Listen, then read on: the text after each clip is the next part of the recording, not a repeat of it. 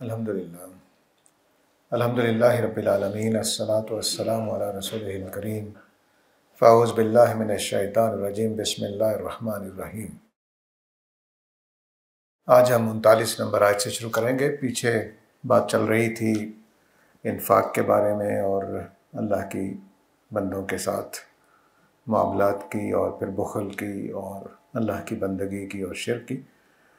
ये 35 नंबर आयत तक जो सिलसिला चल रहा था उसमें यतीमों के, औरतों के हकूक़ और वरासत के क़वानीन पेश हुए थे। फिर यहाँ से वाबुदुल्लाह वला तुश्रिकू बिही शैया से एक शिर्क और उसकी जो मामलात की तालीमात हैं उनका आगाज़ हो गया था। उसके बाद फिर ये बात आ गई थी कि रियाकारी करने वालों का क्या मामला होगा।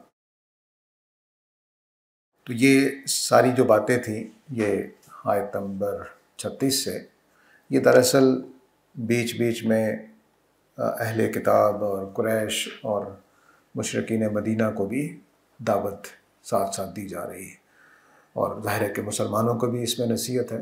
तो यहाँ से जो समझिए कि अहले किताब को और कुरैश को और मुशरिकीन मदीना को भी दावत शुरू हो गई थी। वो बद्दू हो सकते हैं, दूर दूर, तो इन सब को ये बुनियादी दीन की तालीम को दी जा रही थी और एक तरह की दावत मुसलमानों के लिए भी इसमें तालीमात और इन लोगों के लिए भी बीच में तालीमात थी। ये इसलिए कहना पड़ा है कि आयत नंबर 41 में जाकर आप बिल्कुल वाज़ेह हो जाएगा। तो अल्लाह ताला क्या करते हैं कि शरीयत के अहकाम देते देते बीच में दावत के मज़ामीन को भी शामिल कर देते हैं। तो दावत का मज़मून यहाँ से शुरू हुआ था और हमने आयत नंबर 38 तक पढ़ लिया था। तो आज हम 39 नंबर आयत को देखते हैं। वमाज़ा अलैहिम लौ आमनू बिल्लाहि वल यौमिल आखिर व अनफ़क़ू मिम्मा रज़क़हुमुल्लाह व कानल्लाहु बिहिम अलीमा। वमाज़ा अलैहिम, इनका क्या जाता, इनके ऊपर इनका क्या नुकसान होता, इनका क्या जाता लौ आमनू बिल्लाह, अगर ये ईमान अल्लाह पर ले आते, वल यौमिल आखिर और आखिरत पर ईमान ले आते, व अनफ़क़ू और ख़र्च करते मिम्मा रज़क़हुमुल्लाह, जो अल्लाह ने इनको रिस्क दिया उसमें से, व कान अल्लाहु बिहिम अलीमा, तो अल्लाह ताला इनके इस काम को जानते हैं। अब ये वमाज़ा अलैहिम ये एक मुहावरा सा होता है, जैसे हम भी इनका क्या जाता, इनको क्या नुकसान होता, मुख्तलिफ पहलुओं से लोगों ने इसको बयान किया है। असल में मसला ये था कि इनको ईमान लाने से नुकसान क्या होना था, यानी कोई मुश्किल काम नहीं था। अगर ये ईमान ले आते इनको फ़ायदा ही होता, ये मानी है इसके अंदर कि अगर ये ईमान ले आते हैं तो इनको फ़ायदा ही होता, नुकसान तो कोई होना नहीं था। वमाज़ा अलैहिम, क्या बवाल आ जाना था, क्या मुश्किल आ जानी थी, कुछ भी नहीं। तो ये पहला ये जुमला है। अब जो ईमान लाने की वजह है वो ये कि कोई ऐसी चीज़ तो मुतालबा हो नहीं रहा जो बहुत भारी हो, बहुत संगीन हो, बहुत मुश्किल हो, बल्कि अगर कुछ अल्लाह की राह में ख़र्च भी करना पड़ेगा तो उसकी आगे अल्लाह ताला बता रहे हैं कि मैं क्या इनाम देने वाला हूँ। तो अब जो पीछे माल खर्च कर रहे थे लोगों की रियाकारी के लिए, अल्लाह पर ईमान नहीं था, आखिरत पर ईमान नहीं था, ये जो बात है उसके ऊपर अल्लाह ताला ने अतफ़ किया है कि इनको क्या मुश्किल थी। अब ये मैं यहाँ भी मैं इस आयत में भी वाज़ेह कर चुका हूँ कि अल्लाह पर ईमान और आखिरत पर ईमान ये असल में सारे दीन की बुनियाद है। बाकी ईमान इन दोनों से फूटते हैं, यानी अल्लाह पर ईमान से ही रसूलों पर ईमान फूटेगा और अल्लाह पर ईमान ही से फ़रिश्तों पर और किताबों पर ईमान वो अल्लाह ही की वजह से है। तो ये दो बुनियादी ईमान है। जब भी क़यामत वाले दिन अगर कोई आदमी कहे जी मुझे तो किसी रसूल का पैगाम नहीं पहुँचा, तो इन दो ईमानों पर बास पुरस होगी। ये बुनियादी तरीन ईमान है। अगर ये नहीं है तो आदमी किसी काम का नहीं है। ये है तो अगले ईमान शुरू हो जाएंगे। अगर दुनिया में है तो वो अगली चीज़ों पर ईमान ले आएगा, किताबों पर, फरिश्तों पर और रसूलों पर। और अगर ये ईमान नहीं है तो फिर कोई ईमान की तवक्को नहीं की जा सकती। इसलिए आजकल जो लोग खुदा का इनकार कर बैठते हैं तो उनसे किसी नेकी की तवक्को जो दीन के पहलू से होती है वो नहीं करनी चाहिए, क्योंकि वो ईमान लाने को आमादा ही नहीं होंगे। تو اس لیے جہاں جہاں بنیادی چیز آئے گی وہاں پر یہ دو ایمان کا ذکر ہوگا، جہاں جہاں بنیادی۔ کیوں؟ کیونکہ بہت سارے لوگ ایسے ہیں جن تک آج بھی یہ امکان ہے اس بات کا کہ بہت سارے لوگ ایسے ہوں کہ کسی نبی کا پیغام ہی نہ پہنچا ان تک۔ افریقہ کے بعض جنگلوں میں ایسے لوگ پائے گئے، قبیلے جو دنیا سے کٹے ہوئے ہیں، ان کو کوئی پتہ ہی نہیں ہے۔ اسی طرح یورپ میں چلے جائیے تو لوگوں کے شاید آج کل نبی صلی اللہ علیہ وسلم کا نام سنا ہو لیکن دعوت تو نہیں پہنچی کہ وہ کس طرح سے سچے رسول تھے، کس شان کے تھے، کیا کردار اعلیٰ تھا ان کا، یہ تو ان کو نہیں معلوم۔ تو اس لیے یہ جو ہے بنیادی ایمان یہ فطرت میں رکھا ہوا ہے، باقی ایمان اس سے پھوٹ دیں۔ تو ماذا علیہم، ان کو کیا ہے، ان کو کیا ہوتا اگر یہ ایمان لے آتے اللہ پر و آخرت پر، وَأَنفَقُوا مِمَّا رَزَقَهُمُ اللَّهُ، اور خرچ کرتے اس میں سے جو اللہ نے دیا۔ یہ پیچھے جو يُنفِقُونَ أَمْوَالَهُمْ رِئَاءَ النَّاسِ اس سے جوڑنے کے لیے یہ بات، یہ نہیں کہ یہاں پورا دین بیان ہو رہا ہے، جو بات چل رہی ہے اسی کے ساتھ جوڑا ہے کہ اگر یہ اللہ کے لیے خرچ کر دیتے، حالانکہ اللہ ہی کا دیا ہوا رزق ہے، اس میں سے اللہ کی خاطر خرچ کر دیتے تو کیا ہونا تھا؟ کچھ بھی نہیں ہونا تھا، کوئی نقصان نہیں تھا، کیونکہ اللہ نے دیا ہے اور اللہ ہی کہہ رہا ہے کہ میری راہ میں خرچ کر دو۔ تو یا تو یہ نہیں کہ تم نے خود بنایا ہوتا، سونا خود بنایا ہوتا، چاندی خود بنائی ہوتی، روپے خود بنائے ہوتے، اور پھر تم کہتے کہ بھئی اللہ تعالیٰ کا تو کوئی حق نہیں ہے مانگنے کا۔ جب دیا اسی کا ہوا ہے تو بس اس کی راہ میں خرچ بھی کیا جا سکتا ہے۔ تو مثال کے طور پر مجھے آپ نے دیا، میں نے آپ ہی کے کہنے پر کسی کو دے دیا، تو میرا کیا نقصان ہوا ہے؟ کچھ بھی نہیں۔ پہلی بات یہ ہے وَأَنفَقُوا مِمَّا رَزَقَهُمُ اللَّهُ، تو اس میں سے اللہ کی راہ میں خرچ کرو جو اللہ نے تمہیں دیا۔ اب یہ جو بات ہے ظاہر ہے کہ یہ ایک تسلی کی بات ہے، حوصلہ بڑھانے کی بات ہے کہ بھئی میں نے کون سا اپنی کمائی میں سے دینا ہے۔ اپنی کمائی کا مطلب ہے کہ میں نے اس طرح سے جس طرح اللہ نے ساری چیزیں بنائی ہیں اس طرح سے میں نے مال بنایا ہو۔ یہ کوئی پیسے کی پرنٹنگ کی بات نہیں کر رہا ہوں میں، وہ تو انسان ہی کر رہے ہیں، سکے بھی انسان بنا رہے ہیں، لیکن جو کمائی ہے، جو یہ پیپر ہے، جو یہ سارا کچھ خدا کی دی ہوئی چیزوں سے بنتے ہیں۔ تو جو اللہ نے دیا ہے، مجھے روزی دی ہے جو اللہ نے، آپ کو جو روزی دی ہے وہ میں نے اللہ سے دیا، اللہ کے راستے میں دے دینا ہے۔ تو ایک تو یہ بات ہے۔ اس کے بعد فرمایا وَكَانَ اللَّهُ بِهِمْ عَلِيمًا، اللہ تعالیٰ ان کو جانتا ہے۔ اب اس کے اندر کئی پہلو ہیں، یہ بہت ہی اس طرح کے جملے جو قرآن میں آتے ہیں تو بڑے گہرے ہوتے ہیں، یعنی اس کے کئی پہلو ہوتے ہیں، یوں کہہ لیجیے۔ ایک پہلو یہ ہے کہ اس میں اللہ تعالیٰ کہہ رہے ہیں کہ مجھے پتہ ہے ان کے کرتوتوں کا، یہ خرچ کرنے والے نہیں ہیں۔ ایک پہلو اس کا یہ ہے۔ دوسرا اس کا پہلو یہ ہے کہ جو تم اللہ اور آخرت کی خاطر خرچ کرو گے تو وہ ضائع نہیں جائے گا۔ اللہ تعالیٰ تمہارے ہر چیز کا علم رکھتا ہے، تو تم خرچ کرو گے تو اس کو بھی جانتا ہے، تو تمہارا کوئی چیز ضائع نہیں جائے گی۔ اس کے اندر یہ بھی بشارت ہے، اور اس کے اندر تسلی بھی ہے کہ بھئی اللہ تعالیٰ جانتے ہیں تو کوئی چیز ضائع نہیں جائے گی، تو میں اللہ کی راہ میں خرچ کرتا ہوں۔ تو اس طرح کی یہ چیزیں، تو دھمکی اس میں یہ ہے کہ جو تمہاری خراب نیتیں ہیں، جو تم ریاکاری کے لیے خرچ کرتے ہو، ان کی وجہ سے پکڑے جاؤ گے، تو اس میں دھمکی بھی ہے۔ تو دھمکی اور تسلی اس دونوں مل کر اس جملے کے اندر ہے۔ اور یہ یاد رکھیے کہ اس میں یہ پہلو بھی شامل ہے کہ مثال کے طور پر میں آپ کو تو مسکراتے ہوئے کوئی چیز دے دوں لیکن اندر سے گالیاں دے رہا ہوں، تو یہ ممکن ہے، لیکن خدا کے ساتھ یہ ممکن نہیں ہے۔ تو جب ہم خدا کی راہ میں خرچ کر رہے ہوتے ہیں تو اللہ کو پتہ ہوتا ہے کہ میں کس خیال سے، کس نیت سے، ریاکاری سے کر رہا ہوں کہ بس مجبوری بن گئی یہ کر رہا ہوں، یہ کیا ہے، تو خدا کو راضی کرنے کے لیے کہ کسی دباؤ میں آ کر، تو سب کچھ کو اللہ تعالیٰ جانتے ہیں۔ تو اس لیے یہ جہاں جو وَكَانَ اللَّهُ بِهِمْ عَلِيمًا، یہ اندر کی جو گہرائی تک ہے وہ بات اللہ تعالیٰ یہاں زیر بحث لا رہے ہیں کہ اس لیے اب تم نے جو کام کرنا ہے وہ یہ کہ واقعتاً اللہ پر ایمان اور آخرت پر ایمان۔ اب اس پہلو سے جو میں بات جوڑنے لگا ہوں وہ یہ ہے کہ آخرت پر ایمان یہ نیت کا کردار بھی ادا کرتی ہے۔ آخرت پر ایمان جو ہے وہ نیت کا کردار بھی ادا کرتی ہے کہ میں نے آخرت کے لیے عمل کیا ہے، آخرت پر ایمان کی وجہ سے عمل کیا ہے، آخرت پر ایمان کی وجہ سے خرچ کیا ہے، تو یہ نیت کا کردار بھی ادا کر دیتی ہے۔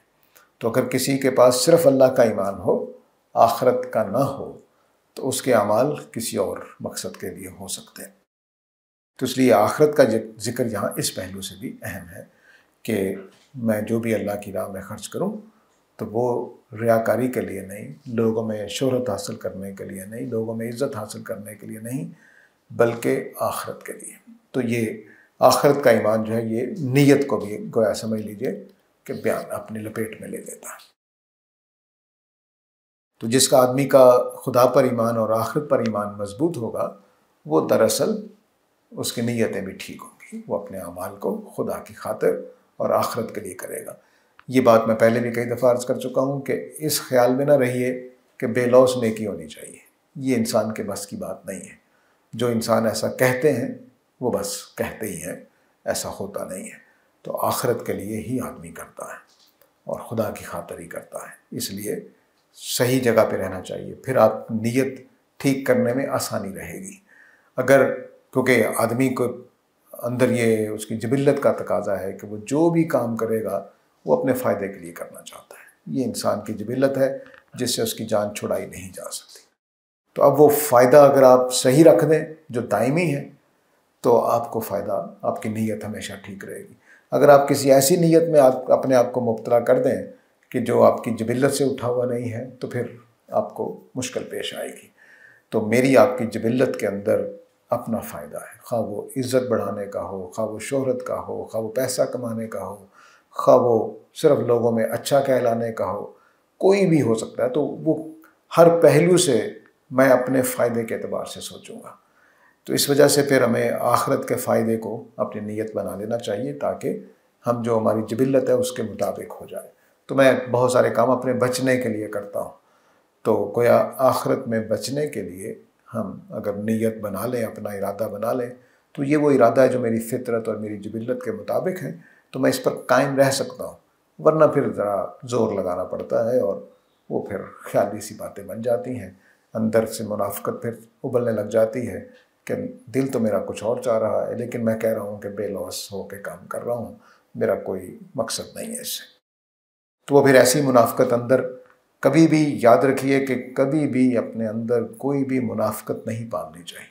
ایک منافقت پالیں گے تو 200 پیدا ہو جائیں گی، یہ پکا یاد رکھیے، کیونکہ ایک منافقت وہ انڈے بچے دینے شروع کر دیتی ہے اور پھر بہت ساری منافقتیں آپ کے دل میں جگہ بنا لیتی ہیں۔ تو آپ کہیں بھی ڈنڈی ماریں گے، کہیں بھی ڈنڈی ماریں گے، خدا کے ساتھ معاملہ کرتے ہوئے یا لوگوں کے ساتھ معاملہ کرتے ہوئے، تو یاد رکھیے کہ پھر رستہ کھل گیا۔ تو اس لیے اپنی قوم کو دیکھ لیجیے، پچھلے کم از کم آخری جو 25-30 سال ہیں، جو آج سے پیچھے 30 سال چلے چلیے، تو آپ کو بڑی تیزی سے زوال نظر آئے گا اخلاقی چیزوں میں۔ اس کی وجہ کیا ہے کہ ہم نے جب شروع کر دیا تو بس اب تیزی سے ہم آگے گرتے چلے جائیں گے، گرتے چلے جائیں گے، کوئی روکنے والا اب نہیں ہے۔ کیونکہ جب ہم نے ایک بیج لگا دیا ہے تو بس پھل پودے نکلتے رہیں گے۔ ایک پودا لگے گا، اس کے اوپر 200 پھل لگیں گے، وہ 200 پھل میں 2 لاکھ بیج ہوں گے، اور بس پھر اس طرح سے۔ تو وَمَاذَا عَلَيْهِمْ لَوْ آمَنُوا بِاللَّهِ وَالْيَوْمِ الْآخِرِ وَأَنفَقُوا مِمَّا رَزَقَهُمُ اللَّهُ وَكَانَ اللَّهُ بِهِمْ عَلِيمًا۔ تو ان کو کیا ہوتا، ان کا کیا جاتا، کوئی مشکل نہیں تھا، ایمان لے آتے اللہ پر اور آخرت پر، اور جو اللہ نے دیا ہے اس میں سے اللہ کی راہ میں خرچ کرتے، اور اللہ تعالیٰ ان کو اچھی طرح جانتے ہیں۔ اب یہ اللہ کی خاطر ایمان لانے کو مزید اللہ تعالیٰ ہماری فطرت کے لحاظ سے ایک تو تسلی کا مضمون اس میں آ گیا کہ تمہاری کوئی ایک چیز بھی ضائع نہیں جانے والی، تمہیں لازماً اجر ملتا اگر تم اللہ کی خاطر خرچ کرتے، آخرت کے لیے خرچ کرتے۔ آگے فرمائے ان اللہ لا یظلم مثقال ذرۃ وان تک حسنۃ یضاعفها ویؤتی من لدنہ اجرا عظیما۔ اب یہ جو جملہ ہے کہ بے شک اللہ تعالیٰ ذرہ کے وزن کے برابر بھی ظلم نہیں کرے گا، اللہ تعالیٰ ذرے کے برابر وزن کا بھی ظلم نہیں کرے گا۔ یعنی ذرہ کیا ہوتا ہے؟ اگر آپ اپنے ہاتھ پہ مٹی رکھیں اور اس کو پھونک ماریں تو جو گرد سے اڑے گی اس کا ہر ٹکڑا ذرہ ہے، بالکل بہت ہی تھوڑے وزن والا۔ تو یہ محاورتاً استعمال ہوتا ہے کہ اللہ تعالیٰ بالکل بھی ظلم نہیں کرے گا۔ اب یہاں جو بات چل رہی ہے وہ کہ یہ کیا کہ اللہ تعالیٰ ظلم نہیں کرے گا، کیا مطلب ہے اس کا؟ اس سیاق و سباق میں اس کا مطلب ہے کہ اللہ تعالیٰ تمہارے ذرہ برابر نیکی کو بھی ضائع نہیں کرے گا، ٹھیک ہے؟ جو نیکی کرو گے، ذرہ برابر بھی نیکی کوئی ہوگی تو اس کا بھی بدلہ ملے گا، وہ ضائع نہیں جائے گی۔ تو اللہ تعالیٰ یہاں جو ظلم ہے وہ ظلم سزا کے معنی میں نہیں ہے، بلکہ نیکی کا اجر ضائع کرنے کے معنی میں۔ تو اللہ تعالیٰ تمہاری کسی نیکی کو ضائع نہیں کرے گا، کسی 1 روپیہ بھی خرچ کرو گے، ایک سکہ بھی، ایک پیسہ بھی، پرانے زمانے کا جو 1 سینٹ ہوتا تھا وہ بھی خرچ کرو گے تو وہ بھی ضائع نہیں جائے گا۔ تو یہ ظلم یہاں اس معنی میں ہے، اس معنی میں نہیں کہ اللہ تعالیٰ سزا سخت دیں گے تو ظلم نہیں کریں گے، وہ بھی مضمون ہے قرآن مجید میں، لیکن یہاں یہ مضمون ہے کہ تم جو نمازیں پڑھو گے، جو اللہ کی راہ میں خرچ کرو گے، تو اس میں ذرہ برابر بھی نیکی کی ہوگی تو وہ بھی ضائع نہیں کی جائے گی۔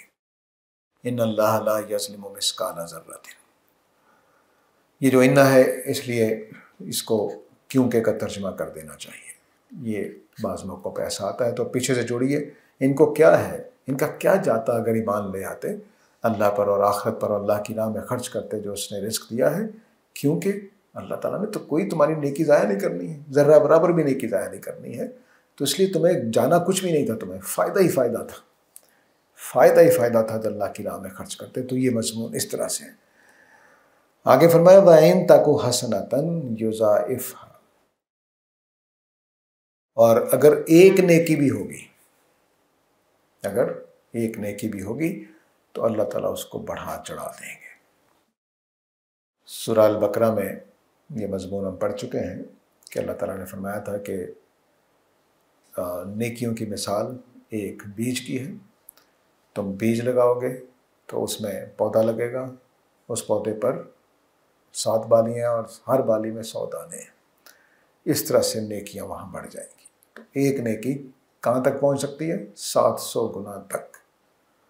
آپ نے 1 روپیہ خرچ کیا ہے تو 700 روپے کا ثواب ہو سکتا ہے۔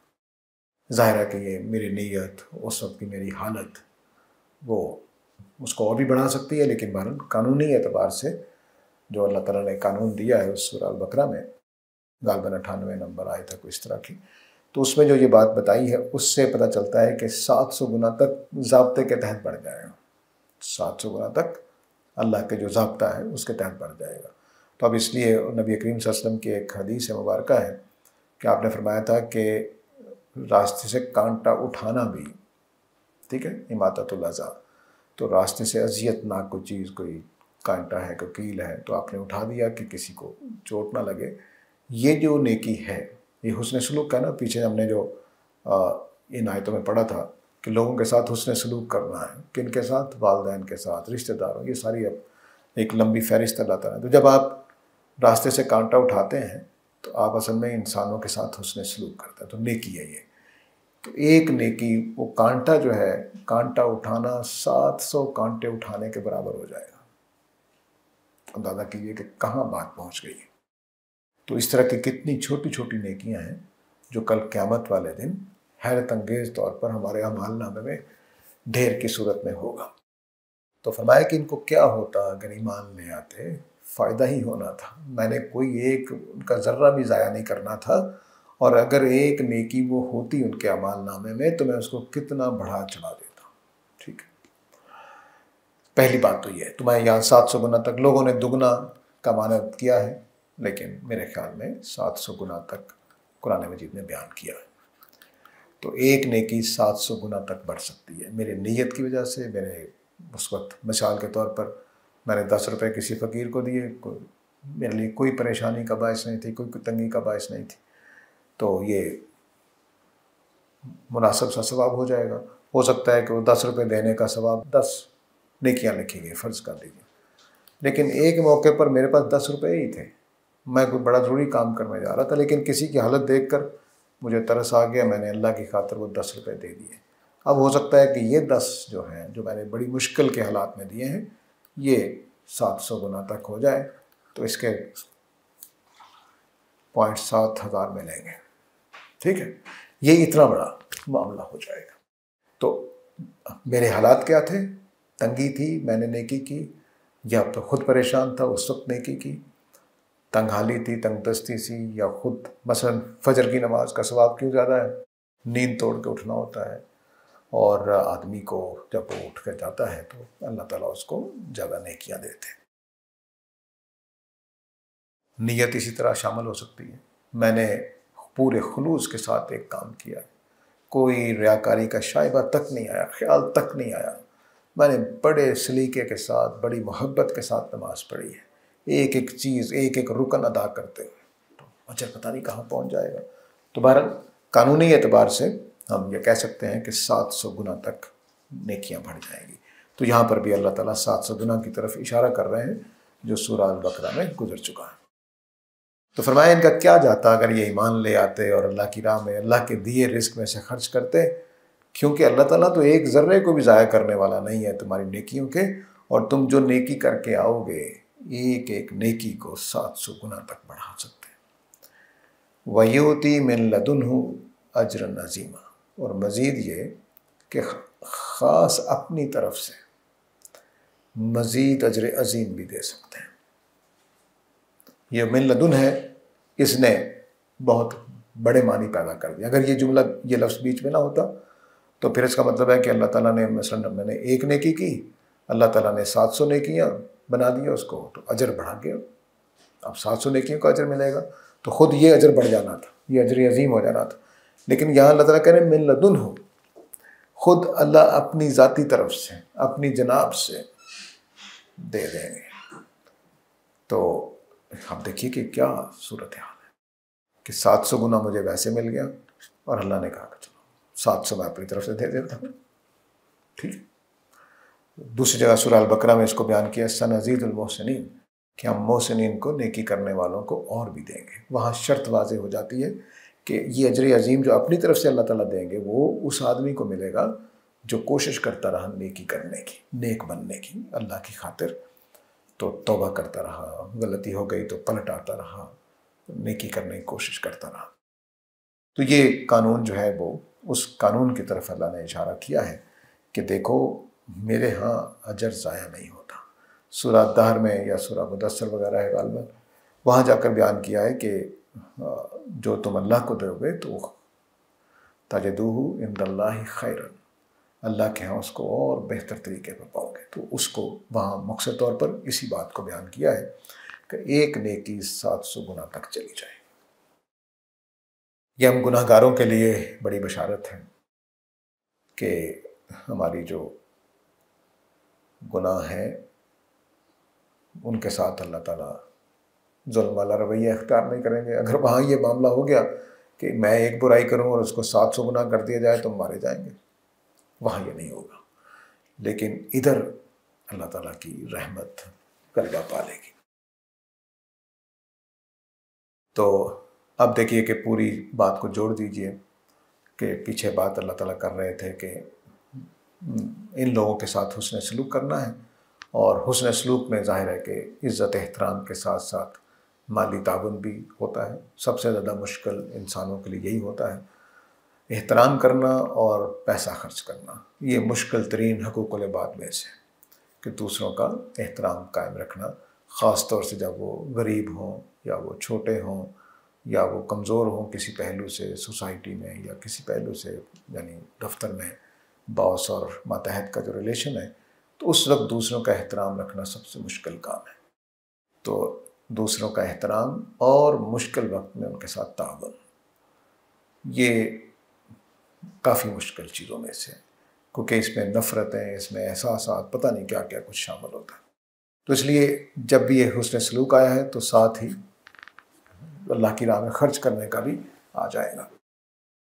اور جو لوگوں کے ساتھ مختالن فخورہ ہے وہ احترام کے لحاظ سے آ گئے کہ کوئی بھی انسان احترام نہیں کر سکتا جب وہ خود مغرور ہو جائے، اور پھر مغرور آدمی ہی بخل بھی کرتا ہے، کیونکہ اس کو پھر وہ یہ بہانے بناتا ہے، اس طرح کی وہ ہم بات کر چکے ہیں۔ تو بخل آ گیا تو یہ پیسہ خرچ کرنے کا معاملہ ہے، تو ان لوگوں کے ساتھ حسن سلوک کے لیے پیسہ خرچ کرنا پڑے گا، اور اس کے اوپر پھر اللہ تعالیٰ نے کہا کہ یہ جب متکبر آدمی خرچ کرے گا تو اس کے اندر یہ چیز لازماً پیدا ہوتی ہے۔ یہ اللہ تعالیٰ جب اس طرح باتیں اکٹھی کرتے ہیں تو اس میں ہمارے لیے دانائی کے نقطے نکلتے ہیں کہ جب ایک آدمی فخر کرنے والا ہے تو وہ خرچ اللہ کی خاطر کیسے کرے گا؟ وہ تو فخر کے لیے خرچ کرے گا، چنانچہ وہ ریاکاری کرے گا، بتائے گا لوگوں کو دیکھو میں نے یہ کام کر دیا، دیکھو میں نے وہ کارنامہ کر دیا. تو اس طرح سے وہ ریاکاری خود بخود آ جائے گی. جو متکبر ہے اور فخر کے لیے کام کرتا ہے اس کے اندر ریاکاری آئے گی.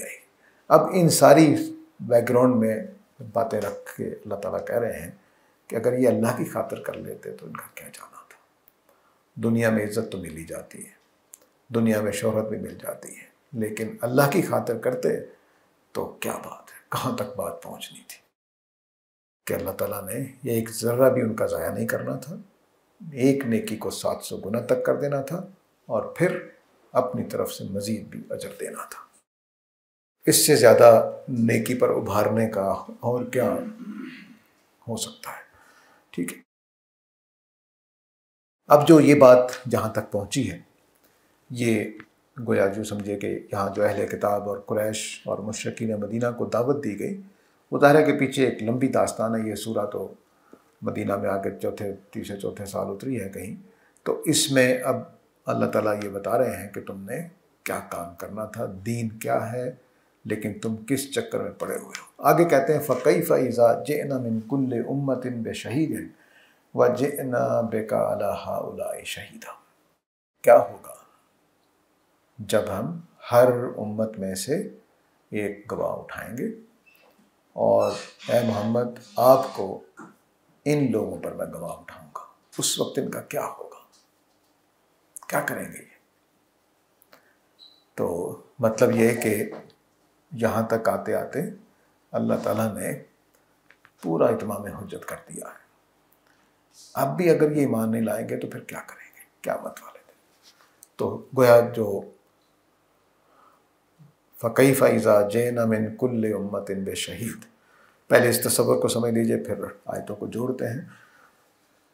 قرآن مجید کے مطابق ہر رسول جو ہے وہ شاہد ہوتا ہے، نبی نہیں، صرف رسول.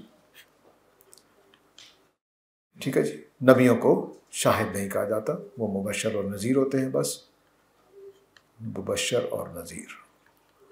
جبکہ جو رسول ہیں وہ شاہد بھی ہوتے ہیں. اس لیے نبی کریم صلی اللہ علیہ وسلم کو فرمایا اِنَّا أَرْسَلْنَاكَ شَاهِدًا وَمُبَشِّرًا وَنَذِيرًا. تو شاہد اور مبشر اور نذیر تین آپ کے منصب بیان ہوئے ہیں.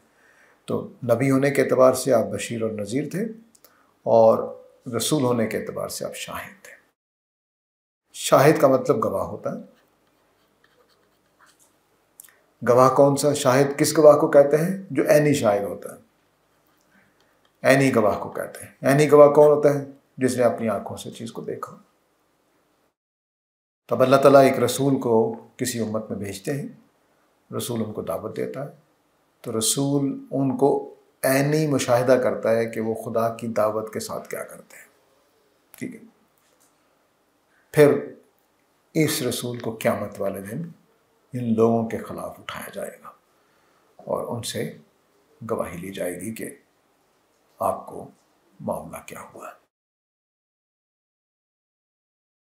تو اس کی ایک گواہی کی مثال جو ہے قیامت والے دن وہ حضرت عیسیٰ کی دی گئی ہے سورہ المائدہ کے میرا خیال ہے 108 نمبر آیت میں. سورہ مائدہ کی 108 آیت میں قیامت والے دن گواہی کا ذکر شروع ہوا ہے کہ میں سارے رسولوں کو اٹھاؤں گا گواہی کے لیے، اور پھر آگے بڑھ کر حضرت عیسیٰ کی بات پہنچی ہے. اس سے معلوم ہوتا ہے کہ رسولوں سے اپنی امتوں کے اس ٹائم کی صرف گواہی نہیں لی جائے گی جب وہ موجود تھے، بلکہ بعد کی بھی لی جائے گی. کیونکہ حضرت عیسیٰ سے پوچھا گیا کہ کیا آپ تھے جنہوں نے اپنی امت کو یہ کہا تھا کہ میں اور میری ماں خدا ہیں؟ تو حضرت عیسیٰ نے کہا کہ نہیں، ہرگز میں نے تو نہیں کہا، میں نے تو ہمیشہ یہی کہا کہ میرا اور تمہارا سب کا الہ ایک ہی الہ ہے. تو باقی جب آپ نے مجھے اٹھا لیا تو مجھے نہیں معلوم. انہوں نے بعد والی امت کی بھی خلاف بھی گواہی دی ہے.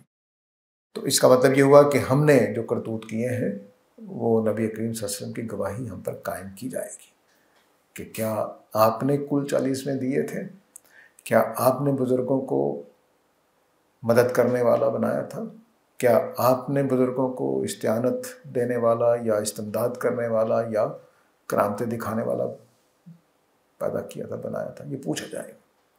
کیا آپ نے بزرگوں کو یہ حیثیت دے دی تھی کہ وہ لوگوں کے رزق کھولیں گے اور اولادیں عطا کریں گے؟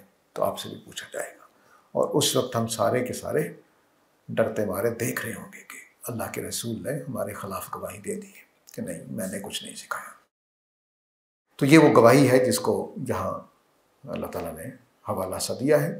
تو اس کی تفصیل دیکھنی ہو تو سورہ مائدہ میں 108 نمبر آیت کے بعد جو آیتیں ہیں، سورہ مائدہ کا اختتام ہے تقریباً، اس میں حضرت عیسیٰ کے رسولوں کے ذکر سے پھر حضرت عیسیٰ کی مثال دے کر بات کو مکمل کیا، تو اس میں آپ دیکھ سکتے ہیں۔ بہت خوبصورت مقام ہے، اس سے آپ کو کئی چیزیں نظر آئیں گی۔ حضرت عیسیٰ کی شان نظر آئے گی، بندگی نظر آئے گی، اتنے بڑے رسول ہونے کے باوجود کس طرح سے وہ وہاں سہمے ہوئے کھڑے ہیں وہ آپ کو نظر آئے گا۔ پھر ان کا دل بھی نہیں چاہ رہا کہ ان کی امت کو دوزخ میں ڈال دیا جائے۔ وہ کہتے ہیں کہ آپ کے بندے ہیں، چاہیں تو معاف کر دیجئے، ٹھیک ہے۔ وہ عجیب کیفیت ہے وہاں پر، وہ اس کو اگر آپ پڑھیں گے تو آپ کو اندازہ ہوگا کہ وہ کیا چیز ہے۔ تو بہرحال یہ اس شہادت کا جو سورہ نازیات ہے، اذا الرسل اقتت لأی یوم اجلت، رسولوں کو جو وقت دیا گیا تو کس دن کے لیے ان کو ٹالا گیا تھا، یعنی مہلت کب کس دن کے لیے دی گئی، تو وہ سارے اسی واقعے کی طرف اشارہ کرتے ہیں کہ قیامت والے دن ہر امت کے خلاف ان کے رسولوں کو گواہ کے طور پر کھڑا کیا جائے گا۔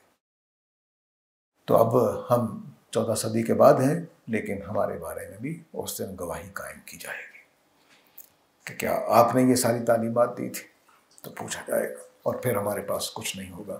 آج جو ہم سارے کے سارے کہہ رہے ہیں کہ میں بھی اللہ کے رسول کی بات مان رہا ہوں، وہ بھی کہہ رہا ہے میں بھی اللہ کے رسول کی بات مان رہا ہوں، تو کل قیامت والے دن واضح ہوگا کہ نہیں، بہت ساری باتیں ہم نے خود کر لی تھی، اللہ کے رسول نے تو ایسا کچھ نہیں بتایا تھا۔ تو فرمایا کہ اس دن کیا ہوگا ان کا، یہ کیا کریں گے جب ہم ہر امت میں سے ایک گواہ کھڑا کریں گے۔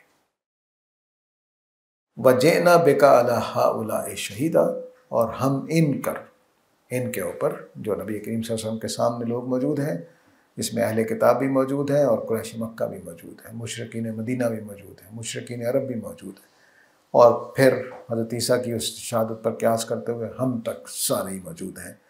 تو فرمایا کہ جئنا بک علی ہؤلاء شہیدا، تو ہم آپ کو یعنی محمد صلی اللہ علیہ وسلم کو ان لوگوں کے خلاف گواہ کھڑا کریں گے۔ یہاں پہ اللہ جو ہے اس کو توجہ دینی چاہیے۔ علی ہؤلاء، یہ مخالفت گواہی کے ساتھ جب اللہ آتا ہے تو یہ مخالفت کی گواہی ہوتی ہے۔ تو فرمایا کہ ان کا کیا ہوگا اس دن، کیا کریں گے جب میں ہر قوم کے لیے، ہر امت کے لیے ایک گواہ کھڑا کروں گا، اور میں تمہیں ان کے خلاف گواہ کے طور پر کھڑا کروں۔ ان کے پاس پھر کچھ نہیں ہوگا کہنے کو۔ تو جو آپ نے باتیں کہی ہیں وہ سچ ہیں، قرآن میں واضح ہیں۔ تو یہ جملہ فَكَيْفَ إِذَا جِئْنَا مِن كُلِّ أُمَّةٍ بِشَهِيدٍ، کہ کیا کریں گے اس دن، یہ تب بولا جا سکتا ہے جب بالکل بات واضح ہو گئی ہو، ورنہ بولا نہیں جا سکتا۔ تو اس لیے آیت 41 یہ بتا رہی ہے کہ پچھلے جو ان آیتوں کے نازل ہونے سے پہلے بات بہت دو ٹوک ہو چکی ہے، یقینی درجے میں چلی گئی ہوئی ہے، لیکن وہ لوگ ماننے کو تیار نہیں ہیں۔ فَكَيْفَ إِذَا جِئْنَا مِن كُلِّ أُمَّةٍ بِشَهِيدٍ وَجِئْنَا بِكَ عَلَىٰ هَٰؤُلَاءِ شَهِيدًا۔ تو اب یہ شہادت کا تصور بھی واضح ہو گیا ہوگا کہ شہادت کا تصور یہ ہے کہ رسولوں کو دنیا میں بھی گواہ بنا کر بھیجا گیا ہے، اور آخرت میں ان کو ہر امت کے خلاف گواہی کے لیے کھڑا کیا جائے گا کہ آپ نے کیا کیا تھا، انہوں نے کیا جواب دیا تھا۔ وہاں سورہ مائدہ میں یہی الفاظ ہیں کہ پوچھا جائے گا کہ انہوں نے تمہارے ساتھ کیا کیا۔ تو رسول سے پوچھا جائے گا کہ آپ نے کیا کہا تھا، اور پھر رد عمل میں انہوں نے آپ کے ساتھ کیا کیا تھا، کیا جواب دیا تھا۔ یہ اس دن ہر رسول کرے گا۔ تو اس لیے وہ بتاتے ہیں کہ 50,000 سال محشر لگا رہے گا، اس طرح کی ایک ایک چیز جو ہے وہ سامنے لائی جائے گی۔ تو اس دن کے لیے تیاری رکھنی چاہیے۔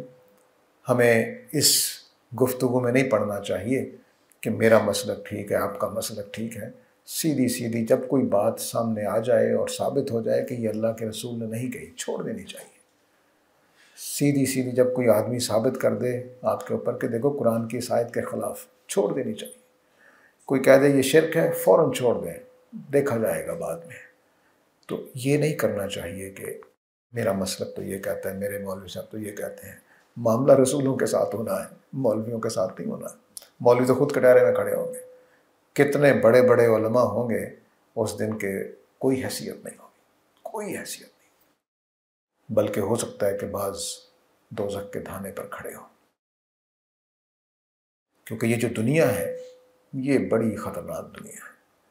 اس میں آپ کو عزت جب ملتی ہے تو آپ پتہ نہیں آپ پہ سے باہر ہو جاتے ہیں چھوٹی چھوٹی چیزوں پر۔ تو یہ بہت ہی نازک جگہ ہے۔ وہ جو حدیثوں میں آتا ہے کہ پل صراط ہے یہ، کہ بال سے زیادہ باریک ہے، تلوار سے زیادہ تیز ہے، ایسے اس پہ چلنا ناممکنات میں سے ہے۔ لیکن اللہ نے ایک حوصلہ دیا ہے ہمیں کہ تمہارے گناہوں کو معاف کر دوں گا اگر توبہ کر کے آ جاؤ گے تو فرمایا کہ تم کیا کرو گے اس دن جس دن ساری امتوں میں سے ایک ایک گواہ اٹھایا جائے گا، اور اے محمد آپ کو میں ان کے اوپر گواہ بناؤں گا۔ اس دن کیا کرو گے؟ کیا جواب دو گے؟ کون سی بات رہ گئی ہے تمہارے پاس؟ کون سی دلیل رہ گئی ہے؟ کون سا بہانہ رہ گیا ہے؟ کچھ بھی نہیں۔ اتنی بات واضح ہونے کے بعد تم نہیں مان رہے ہو۔ اب شہادت کا ایک پہلو جو ہے وہ اور واضح کر دوں، یہ تو میں نے آخرت کے پہلو سے واضح کیا، دنیا کے پہلو سے یہ بات واضح رہے، کیونکہ میں نے بتایا ہے کہ نبی جو ہے، رسول جو ہے، وہ شاہد بن کر آتے ہیں قوم کے اوپر۔ اس کا کیا مطلب ہے؟ یہ میں پہلے بھی کئی دفعہ عرض کر چکا ہوں، لیکن دوبارہ دہرا دیتا ہوں تاکہ جب ایک تصور آتا ہے تو بار بار دہرانے سے خود معلم کے اوپر بھی اثرات ہوتے ہیں اور سننے والوں کے اوپر بھی۔ تو یہ یاد رکھیے، یہ سمجھ لیجئے کہ اللہ تعالیٰ کے رسول جب آتے ہیں تو جو ان کی مخاطب قوم ہوتی ہے، ان کے تمام سوالات، تمام اعتراضات کے جواب دے دیے جاتے ہیں، اور وہ جواب تسلی بخش ہوتے ہیں۔ ایک پہلو اس شہادت کا یہ ہے کہ جتنے سوالات اٹھائے جاتے ہیں، جتنے اعتراضات اٹھائے جاتے ہیں، سب کا جواب تسلی بخش دے دیا جاتا ہے۔ قرآن مجید اس کا گواہ ہے۔ اسی وجہ سے استاد گرامی جو ہے وہ اس کو سرگزشت انذار کہتے ہیں، کہ اس میں جو بھی انہوں نے سوال اٹھائے، جو اعتراضات کیے، جو بھی سمجھنے کے لیے یا مذاق اڑانے کے لیے، ہر اہم بات کا تسلی بخش جواب دیا گیا۔ یہ شہادت کا پہلا حصہ ہے۔ دوسرا شہادت کا حصہ یہ ہوتا ہے کہ رسول اپنے وجود سے وہ چیزیں ثابت کر دیتا ہے جس کا وہ پہلے دن دعویٰ کرتا ہے۔ یہ دنیا کا کوئی انسان نہیں کر سکتا، صرف رسول کرتے ہیں۔ وہ کہتے ہیں کہ میں غالب آؤں گا تو وہ غالب آ جاتے ہیں۔ وہ کہتے ہیں کہ قریش، مثلا سورہ مزمل ابتدائی صورتوں میں سے سب کا اتفاق ہے، اس میں اللہ تعالیٰ نے جملہ کیا لکھا ہوا ہے کہ انا ارسلنا الیکم رسولا شاہدا علیکم کما ارسلنا الی فرعون رسولا۔ ہم نے تمہاری طرف ویسے ہی رسول بھیجا ہے جیسے فرعون کی طرف ہم نے شاہد بنا کر بھیجا تھا۔ فعصا فرعون الرسول، تو فرعون نے ہمارے رسول کی نافرمانی کی۔ فاخذناہ اخذا وبیلا، ہم نے اس کو پکڑ لیا۔ قریش کے ساتھ یہی ہونا ہو گیا۔ سورہ توبہ گواہ ہے، سورہ نصر گواہ ہے کہ اللہ کے رسول نے کہا کہ تم مارے جاؤ گے، مارے گئے، پکڑے جاؤ گے، پکڑے گئے، سزا ہوگی۔ تو اور یہ فرمایا کہ هو الذی ارسل رسولہ بالہدی، وہ ذات جس نے اپنے رسول کو بھیجا ہے ہدایت کے ساتھ، ودین الحق، اور دین حق کے ساتھ، لیظہرہ علی الدین کلہ، کہ وہ عربوں کے تمام ادیان پہ غالب کرتے۔ تو نبی کریم صلی اللہ علیہ وسلم جس دن دنیا سے رخصت ہوئے، کوئی اور دین وہاں غالب نہیں تھا، سب مغلوب ہو چکے تھے۔ اور آپ نے جو آخری لشکر بھیجا ہے حضرت اسامہ کی قیادت میں، وہ عرب سے باہر جا رہا تھا، عرب کے اندر نہیں تھا۔ تو اس طرح سے یہ شہادت قائم ہوتی ہے۔ پھر آپ نے اپنے زمانے کے لحاظ سے جو پیشین گوئیاں کی وہ تو پوری ہوگی۔ آپ کی دنیا سے رخصت ہونے سے پہلے کچھ بادشاہوں کو خطوط لکھے اور وہ ہمارے لیے بعد میں تاریخ کا حصہ بنے تو ان کو بھی مغلوب ہونا پڑا۔ ان تمام علاقوں پہ صحابہ کے زمانے میں حکومت قائم ہوگی، کیونکہ آپ کا علاقہ عرب تھا، عرب پہ مقام مکمل ہو گیا، اس کے بعد صحابہ نے معاملات کیے۔ تو یہ شہادت ہے۔ اب اس شہادت کی جزیات میں اتریے، چھوٹے چھوٹے واقعات آپ کو قدم قدم پہ نظر آئے گا کہ یہ کیا ہو رہا ہے۔ وہ تورات میں ایک جملہ لکھا ہوا ہے بنی اسرائیل کے لیے کہ دوسری قومیں بنی اسرائیل کے بارے میں یہ جانتی تھیں کہ خدا ان کے ساتھ چلتا ہے، خدا ان کے ساتھ چلتا ہے۔ محمد عربی صلی اللہ علیہ وسلم جب تک دنیا میں رہے ایسا ہی نظر آتا تھا صحابہ کو کہ خدا ان کے ساتھ چلتا ہے۔ وہ کہتے کہ عتبہ یہاں گرے گا، شیبہ یہاں گرے گا، فتح بدر ہوگی، وہ ہو جاتا تھا۔ یہ جو صورتحال ہے یہ شہادت کی، تو صحابہ کے لیے محمد عربی صلی اللہ علیہ وسلم کو ماننا ایسا ہی تھا جیسے میں آپ کو مان رہا ہوں کہ آپ موجود ہیں، آپ مجھے مان رہے ہیں کہ میں موجود ہوں۔ اس سے کم درجے کی چیز نہیں تھی۔